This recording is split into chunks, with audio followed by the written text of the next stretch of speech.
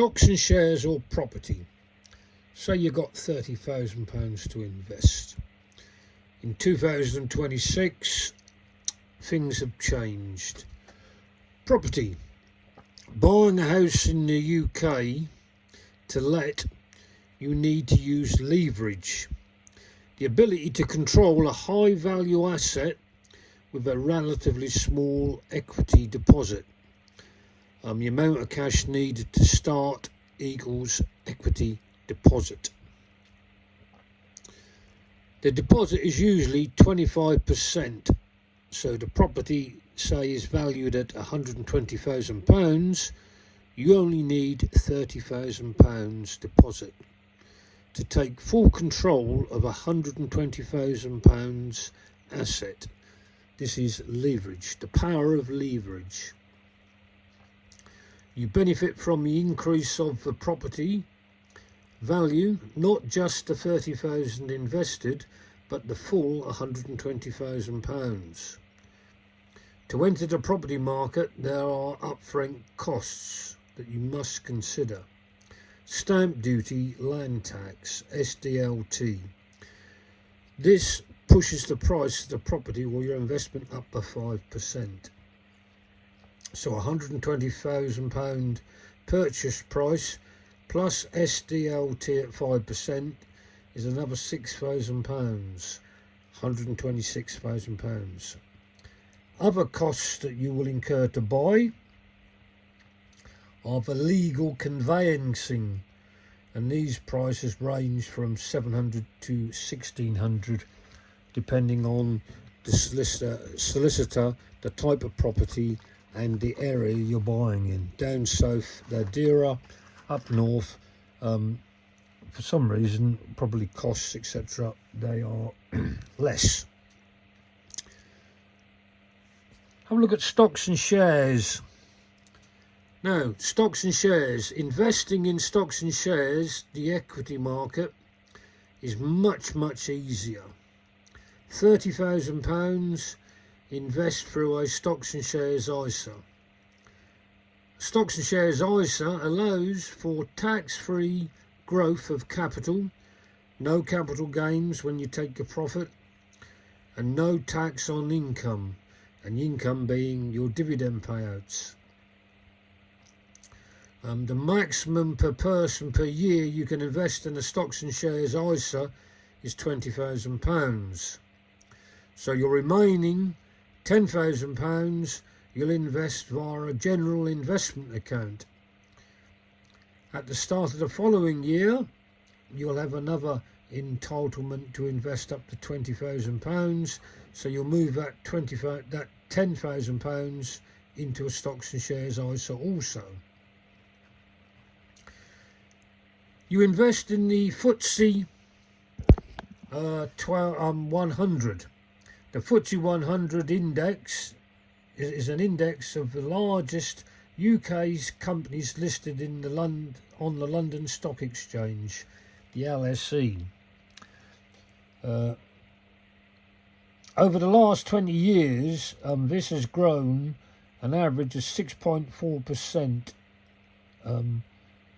compound annual growth rate, CAGR. This income reinvest, so you reinvest your dividends to increase your stock holding, and consequently the next dividend payout will be higher. Some years, such as 2025, the growth rate was 17.5%. But you do get your down periods where you do get negative growth. The property market is more steady. The growth rate is 2 to 4%. With stocks and shares, there's no tax. Remember that, no tax to pay. With property, rental income is taxed, capital gains is taxed. If you are a landlord, you are taxed whichever way you turn.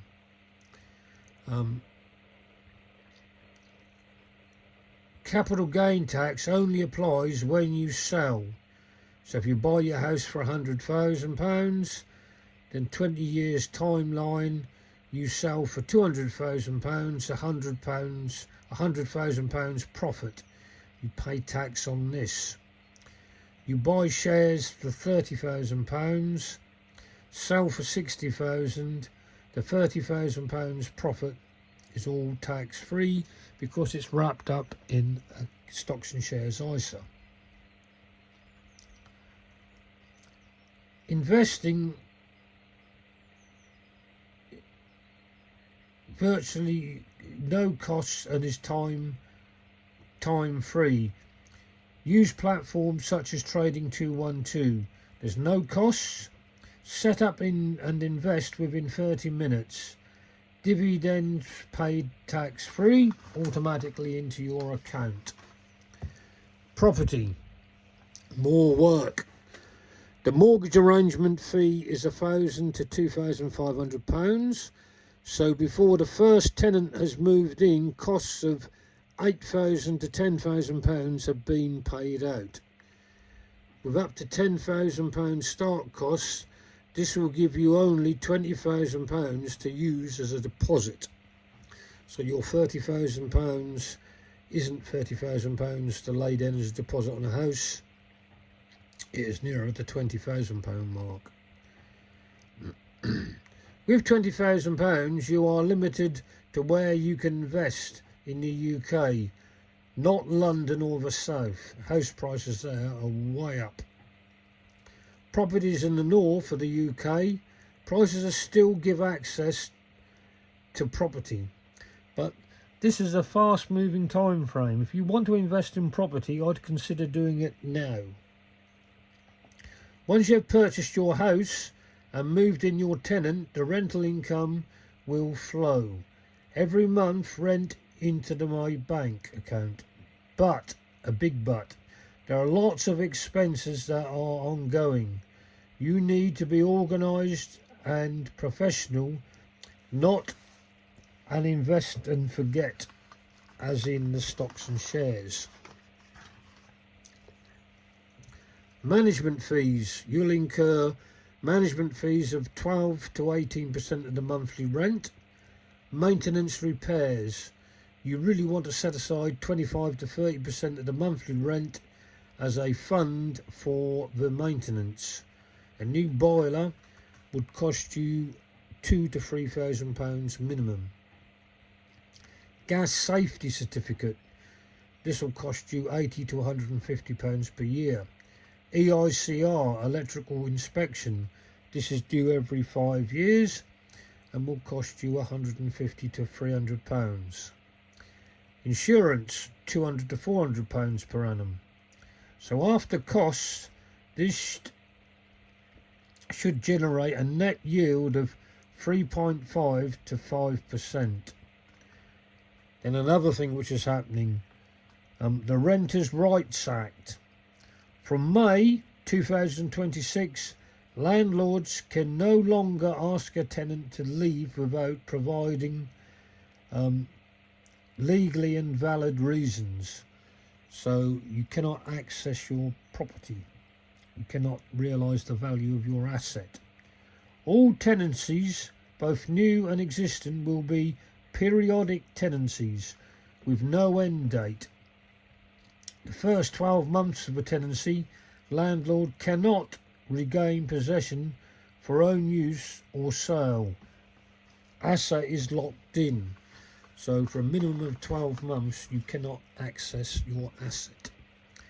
Further legislation coming in 2026, all landlords and properties must be registered on a national platform. Each property will receive a unique reference number.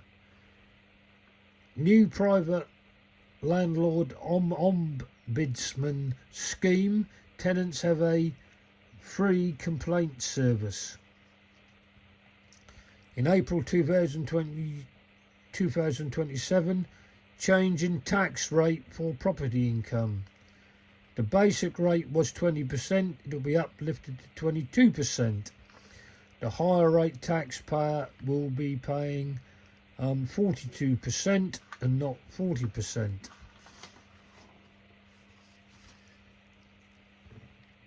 Leverage. Invest in property using a mortgage versus direct investment, buying stocks and shares, equities. Property equation. Leverage growth. £30,000 used as a 25% deposit on a £120,000 house. For this illustration, ignore upfront costs or fees. House price grows 3% a year. Asset value increased by £3,600 per annum. The return on investment is asset growth divided by initial capital. So £3,600 growth rate on your investment of £30,000, and it's leveraged by the power of a mortgage, will give you a 12% yield. The 12% return is achieved even though the asset only grows by 3%. But once the £10,000 upfront costs and mortgage interest of £4,500 a year are taken into account, net returns often become negative or negligible. This is you must consider this. The equities, stocks and shares, direct growth. £30,000 invested in a global index tracker via an ISA. The market grows by 7% a year. Investment grows by £2,100. The return on investment is the asset growth by the initial capital invested. 2,100 divided by £30,000 equals 7%. The headline ROI is lower for stocks and shares. Stocks and shares investor has paid no tax, no maintenance, no entry fees, no 10,000 deposit for the property. Over a 5 to 10 year period, stock investors enjoy simple compounding increases. Property investors must achieve capital growth to cover initial acquisition costs. The exit strategies. When the time comes to sell up stocks and shares in your ISA, you can sell these and turn into cash, tax-free, no costs, all profit, same day. House equities investor. Estate agents fees of 1.42%, which of 120k is £1,704. Conveyancing legal fees £800 to £1,600. Total disposal costs, an estimate, is between £2,500 to £3,500, and the time horizon. So, comparison. Investing 30k in stocks and shares, buy to let, buying a house to let. The asset control. You're actually, with the stocks and shares, you're controlling only what you invested, £30,000. For buy to let, you're exposing £120,000 via a 75% loan to value mortgage. So instead of £30,000 to play with, you're actually playing with £120,000. Upfront friction, costs to get things moving. For stocks and shares ISA, depending on who you use to invest through the platform, you'll pay £0 to £50. To get a property investment moving, you need to pay 8 to 10k. stamp duty, landfill tax, the land tax, fees and surveys, all upfront costs. Tax treatment, stocks and shares wrapped up in an ISA, totally tax free. If you are buying a property, you're taxed on gross revenue. Regulations. There's very few regulations on the investing in stocks and shares through an ISA. But the value of your stocks and shares can fluctuate, go up and go down. Regulations on property are high. Renters' Rights Act, mandatory regulations. It's becoming harder and harder. Management. With a stocks and shares ISA, none. Just invest in a tracker index, all done within 30 minutes. Invest and forget for the long term, or draw your cash out when you want. With a property, the management is high. Maintenance, tenants' legal compliance. Liquidity, how quick to turn into cash. The stocks and shares ISA, you can sell and cash in within 3 to 5 days, even possibly within a day. Liquidity of owning a property. It takes an average of 210 days to sell a property. Legal fees, advertising, estate agents, costs and time goes on. Return on investment. Stocks and shares ISA 6.4 to 7% per annum. With a property, the yield is 3 to 5% net, but you must add in the power of leveraged growth and time, your capital appreciation of the value of your house. They say, it's been said that house prices double every 10 years. Ongoing costs for stocks and shares ISA, it could be 0.5%, could be zero. So very little costs incurred. With a property, you are actually incurring costs of 25 to 45% of the gross rental value. Flexibility. Stocks and shares, highly flexible. You can sell all of it or part of it as and when you want. With a house, the flexibility is low. To realise your capital, you've got to sell the complete asset, not part of it. So, investing £30,000 in property still has the power of leverage. And this is very important. But this is the only thing that gives property a bonus, or possibly the highest bonus. But now there are many downsides to consider. SDLT, stamp duty, landfill tax, 5% on purchase price.